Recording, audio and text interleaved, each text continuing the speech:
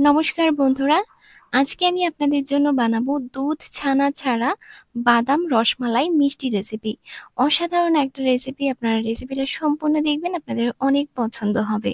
তো বন্ধুরা দেখুন, এখানে আমি নিয়েছি কিশমিশ, আমন্ড বাদাম, কাজু বাদাম, কেশর, একটা এলাইচি। বাদাম কিশমিশগুলো ছোট ছোট করে কেটে নিয়েছি।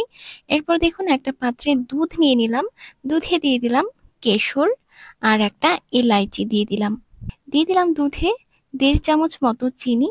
এই মিষ্টিটাতে চিনির পরিমাণটা অল্পই দেবেন, তাহলে খেতে ভালো লাগবে। বেশি মিষ্টি হলে খেতে আবার ভালো লাগবে না।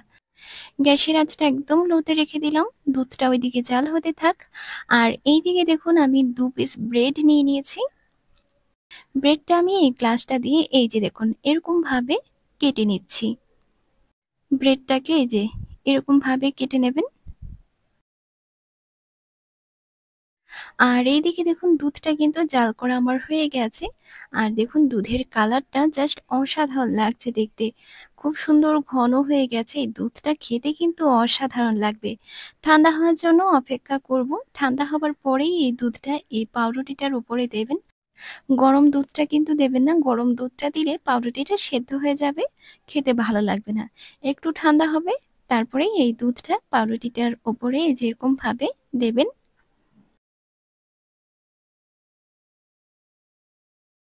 এবার উল্টে নিন।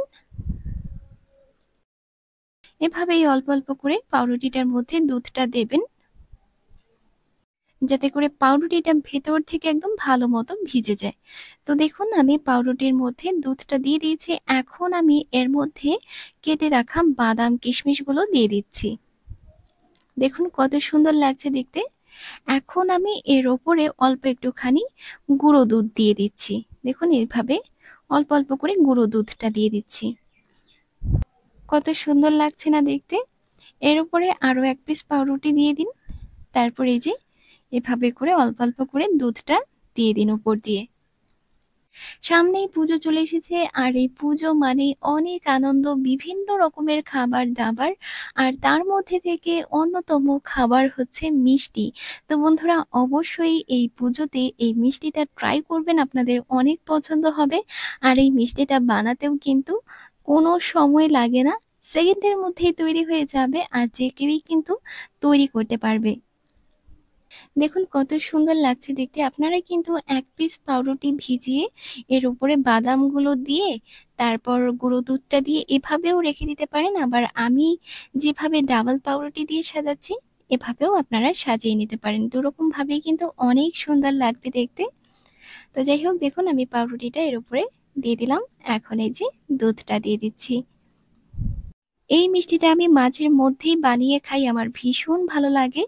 আর বিশ্বাস করুন দোকানের কেনা ছানার তৈরি রসমালাইয়ের চাইতে এই মিষ্টিটা খেতে কিন্তু অনেক বেশি ভালো লাগে। আপনারা অবশ্যই বাড়িতে বানাবেন, আপনাদের অনেক ভালো লাগবে। তো দেখুন আমার সাজানো হয়ে গেছে, ওপরে একটা একটা কিশমিশ দিয়ে দিয়েছি। দেখুন কত সুন্দর লাগছে দেখতে। মিষ্টিটা তৈরি করার পরে একটুখানি ফ্রিজে রেখে দেবেন, তাহলে খেতে আরো বেশি ভালো লাগবে। তবে আমার মতনই যাদের ফ্রিজ নেই, না রাখলেও চলবে, এমনিতেই এটা খেতে অনেক বেশি ভালো লাগে। দেখুন কত আকর্ষিত লাগছে দেখতে।